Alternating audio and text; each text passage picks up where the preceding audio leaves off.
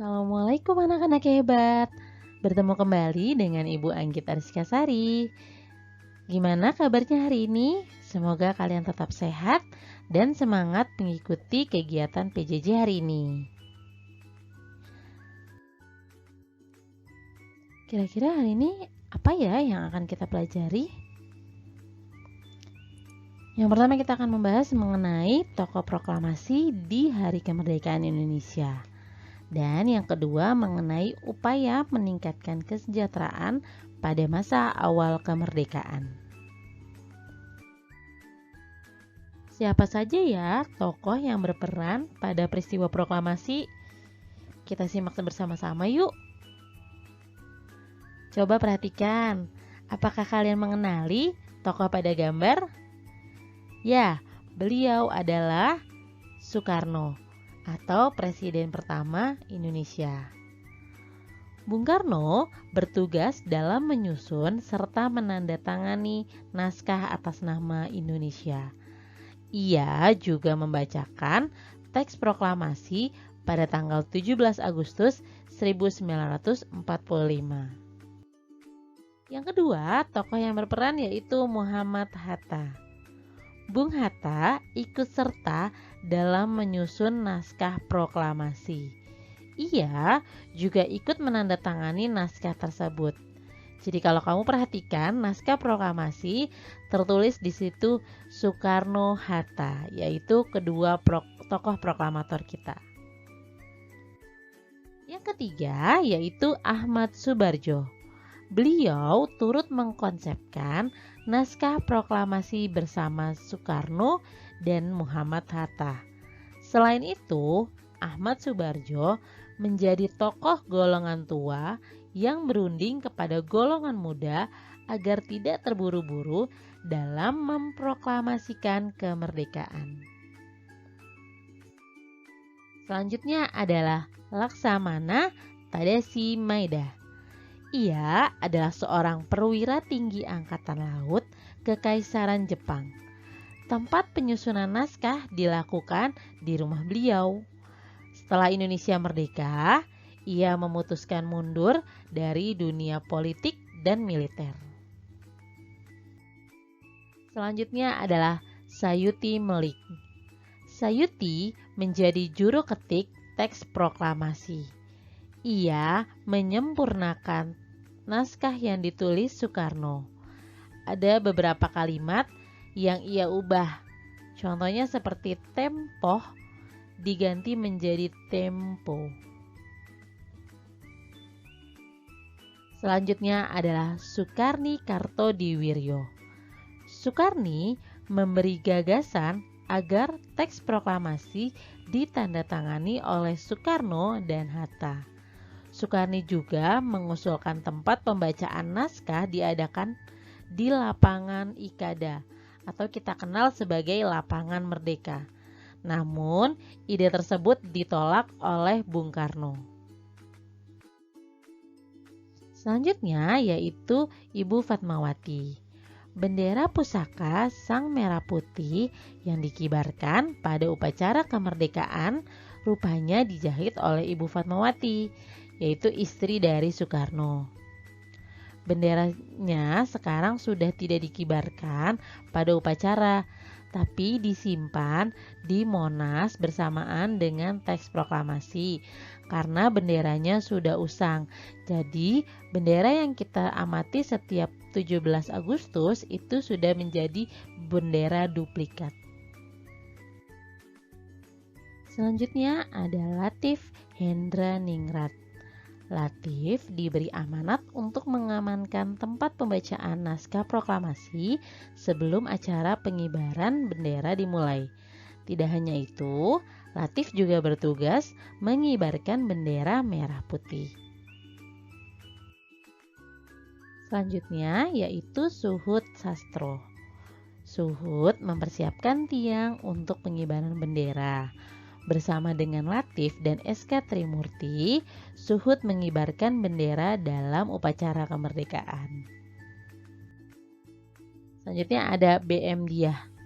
Dia yang menyebarkan kabar kemerdekaan Indonesia kepada seluruh masyarakat di tanah air. Tidak hanya itu, ia juga yang menyelamatkan kertas berisi teks proklamasi tulisan tangan Soekarno yang sempat dibuang oleh Sayuti Melik. Selanjutnya ada Yusuf Rono Dipuro. Yusuf menyebarkan kabar kepada orang-orang di seluruh dunia bahwa Indonesia telah merdeka.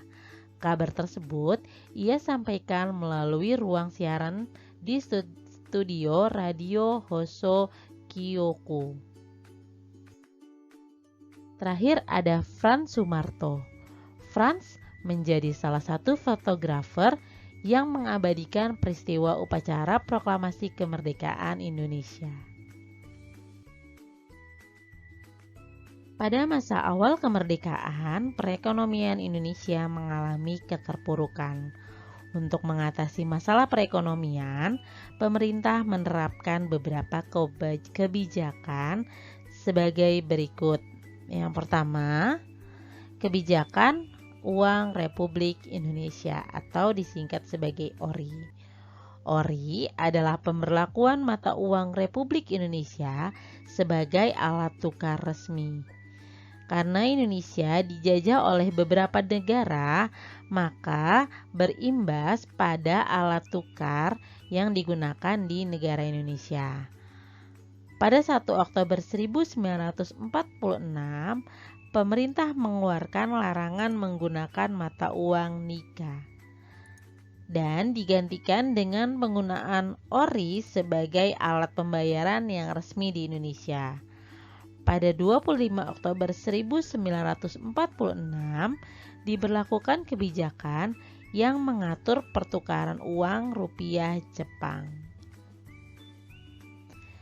Kebijakan yang kedua yaitu mengenai konvensi ekonomi.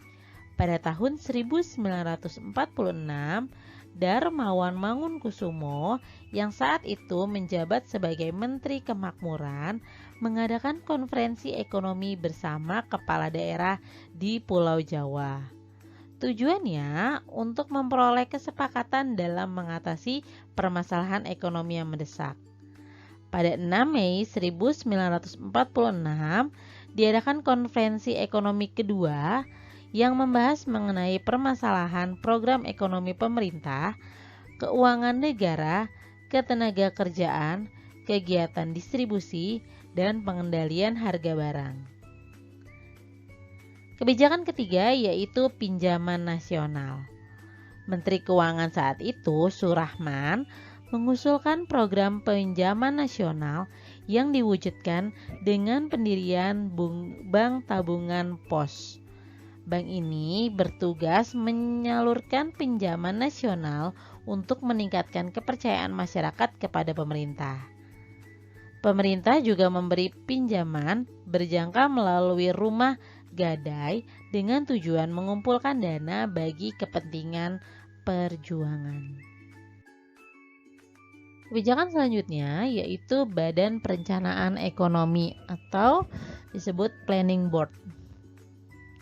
Pada tahun 1947, Menteri Kemakmuran A.K. Ghani mengusulkan pembentukan Badan Perencanaan Ekonomi yang bertugas menyusun rencana pembangunan ekonomi berjangka waktu 2-3 tahun, yang kemudian disepakati sebagai rencana pembangunan 10 tahun. Program rencana ini meliputi menasionalkan bangunan umum, perkebunan, dan industri milik negara, serta penyitaan perusahaan milik Jepang sebagai ganti rugi terhadap Indonesia. Dan kebijakan terakhir yaitu Rencana Kasimo. Menteri Urusan Bahan Makanan I.J. Kasimo menyusun sebuah program yang disebut Rencana Kasimo. Program ini merupakan rencana produksi berjangka waktu 3 tahun mengenai usaha swasembada pangan. Tujuan program ini untuk meningkatkan kesejahteraan rakyat dengan meningkatkan produksi pangan. Sekian penjelasan dari Bu Anggit mengenai tokoh-tokoh yang berperan dalam peristiwa proklamasi dan upaya apa saja yang dilakukan pemerintah pada awal masa perekonomian Indonesia. Setelah ini, silakan simak Google Classroom-nya untuk mengecek tugas apa yang akan diberikan oleh guru kalian. Selamat mengerjakan tugasnya. Jangan lupa jaga kesehatan. Wassalamualaikum warahmatullahi wabarakatuh.